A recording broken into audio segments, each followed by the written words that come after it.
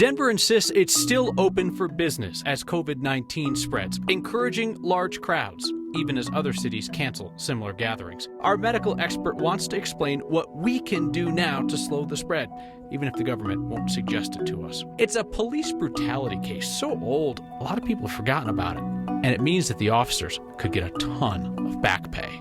A drive through Douglas County will include a reminder of a young hero. What was trash in Denver is worth six figures in New York. And he's not winning the Super Bowl. No, this will be even better.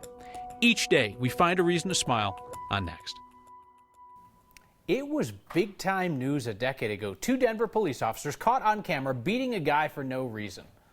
It started a quiet 11-year legal battle, which has come to an end and could mean big checks for those officers. Not because they were in the right that night, but because the city was in the wrong. Here's Marshall Zellinger.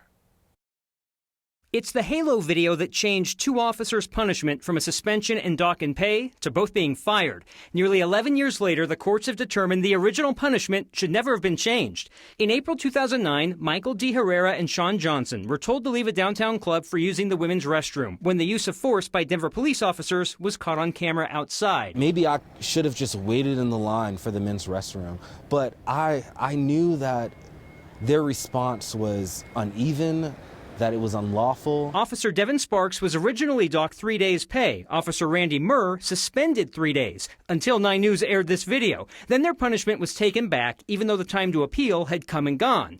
Over the last 10 years, they've been fired, unfired, fired again, and in court to fight their punishments. Last year, a Colorado Court of Appeals ruled that the procedures to fire them were not proper. Today, the state Supreme Court chose not to weigh in and instead let that appeals court ruling stand. There's no justification or explanation as to why we would pay these officers who violated their rules and their regulations. They're just getting rewarded for beating my son up for nothing. D. Herrera's dad, Anthony, a Pueblo County Sheriff's deputy, calls the officers' actions an embarrassment to the badge. I can't see trying to get a bad cop his job back on a technicality. I don't see that as a technicality here. You know, that is an abuse of the system that is in place to protect these officers from politically motivated employment decisions. Sean Olson represents the two officers who now are eligible for their jobs back and 11 years of back pay. You figure out what should have been made, subtract what was made while these officers were out trying to find another way to make a living, and then you come to that number. The Colorado Supreme Court is the final step. The immediate next step with the city, according to the city attorney's office, is, quote, work with opposing counsel to agree on a resolution. That's lawyer talk for we're going to come up with a settlement, which could be a lot of money. So it's not just simply this is what those guys would have made, give them a check, because I suppose their pay probably would have gone up over the years. And you have to look at bonuses and just every year that they get increases minus what jobs they've been doing now, because it's not like they've been unemployed for a decade. So you take that out, but then there's the benefits, the pension. There's a lot of the pay that's not actually just your paycheck that you have to take into consideration. Plus employment beyond this year. Like, would they have been officers for another 20 years past today? That could come into play. That too. Wow. All right. Thank you, Marshall. The city of Denver is confidently calling on people to keep gathering in large groups as the city and state's total of COVID-19 cases grow. Mayor Michael Hancock said that this weekend St. Patrick's Day parade is a go, as Boston cancels its parade. Boston has 9 known cases of the virus. Denver has 3. Denver's top health official this morning boldly proclaimed that COVID-19 is not being transmitted in the community. And there's no community transmission within the city and county of Denver. I want to make that clear. Our medical expert and epidemiologists say that so long as we are not testing first and foremost for community transmission, it's the hardest to get of the 3 testing criteria for CDPHE, that so long as we are not doing widespread testing, we are not going to know if there's community transmission until it's widespread. What gives you the confidence to state, as you did unequivocally, that there is not community transmission if we're not testing for it? Well, let me clarify then. There's no evidence that that is occurring. There's always a possibility of non-symptomatic cases, but we're not seeing that. We're doing what we can do right now to limit that. Mayor Hancock and other public officials are in a really tricky spot here. Epidemiologists and our 9 health expert, Dr. Pyle Coley, say that aggressive early social distancing, keeping people out of those big gatherings, is the best chance to slow the spread of COVID-19. And that if we wait until the transmission is widespread, well, then it's too late for that to have the same impact. But imagine being an elected official weighing preemptive action. You know it's going to get criticized as overreaction. It would certainly hurt the economy. So I asked Mayor Hancock this morning how he weighs the health risks versus the political and economic risks. I think you see us doing exactly what we should be doing. That is starting in phases, and that is the very commonsensical way to prevent the spread of this virus, or any virus for that matter. And that is constant hand washing, being precautious when it comes to greeting people. If you see someone who may be demonstrating symptoms, keeping your distance, from them.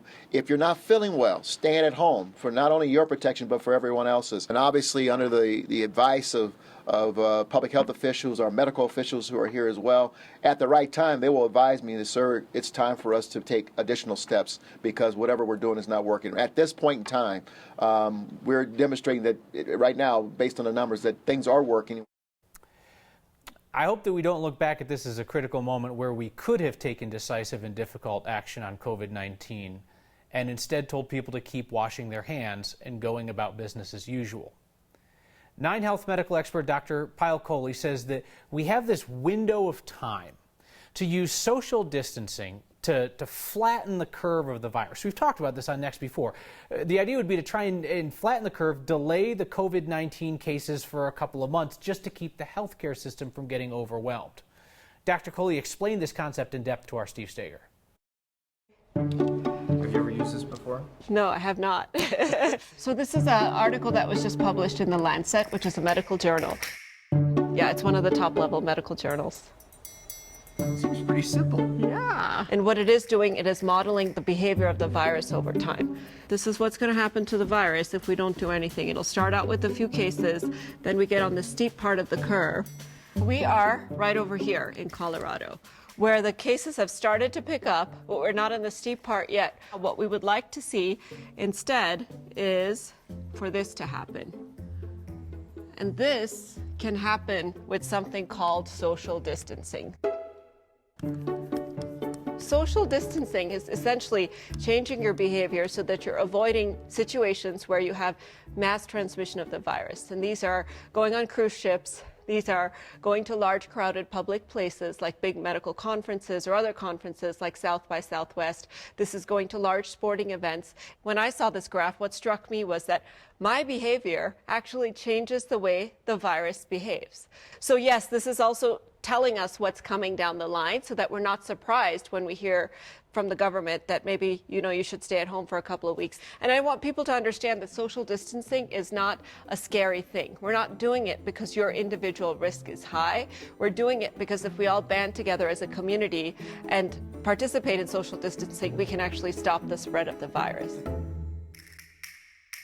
So the purpose of this is not to scare people? Not at all. The purpose of this is to empower people. It empowers me because it makes me realize that I actually have control over how this virus behaves. It makes me realize that my behavior impacts my parents, my friends, my community, my next door neighbor, and it makes me realize that we're all in this together. You guys, I really like this. This might be every segment from now on. Denver Mayor Michael Hancock has decided to encourage public gatherings and events, saying that we want to keep the economy strong as COVID-19 spreads.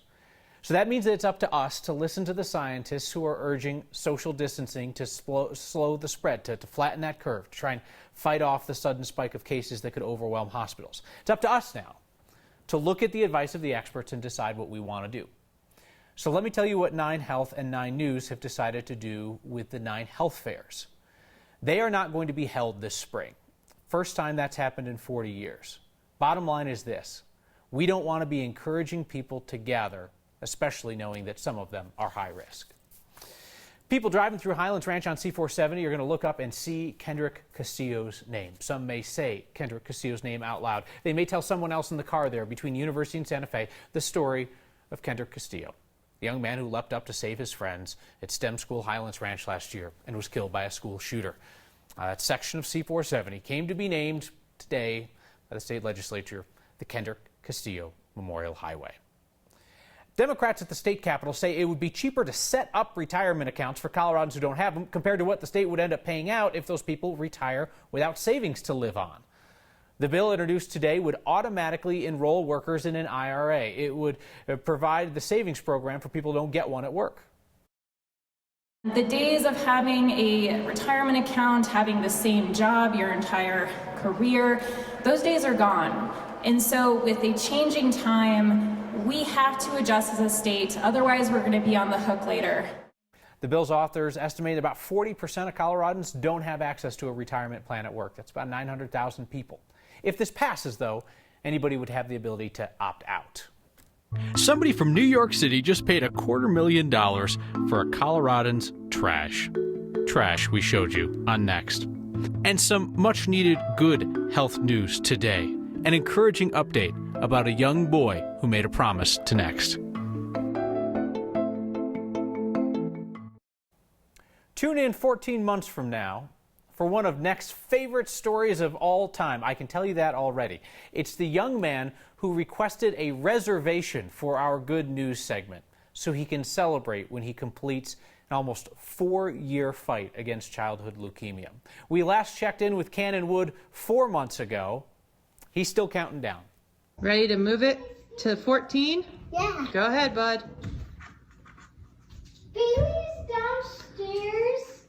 14 months of treatment left. And then I'll be at one more treatment. And then what happens? Disney World. That is the plan. Cannon goes to Children's Hospital for what they call his superhero medicine. This battle is slowly but surely turning him into a real-life superhero. April 2021 is when they plan to ring the warrior bell there at the hospital, and they plan to swing by next to announce their good news in person. And then you heard the young man, it's on to Disney World. Keep after it, Cannon. We will see you soon. From the trash in Colorado to a pawn shop and then the auction block, quite the ride for a set of blueprints to the original World Trade Center. The journey ended over the weekend when Joseph Solomon's architectural drawings sold for $250,000. We last told you last year about the blueprints from the trash. They're thought to be the only complete set of World Trade Center blueprints left. An antiques hunter named Jake Haas found them in the trash in Denver. They had been thrown out by Solomon's daughter, who was cleaning out his home after he died.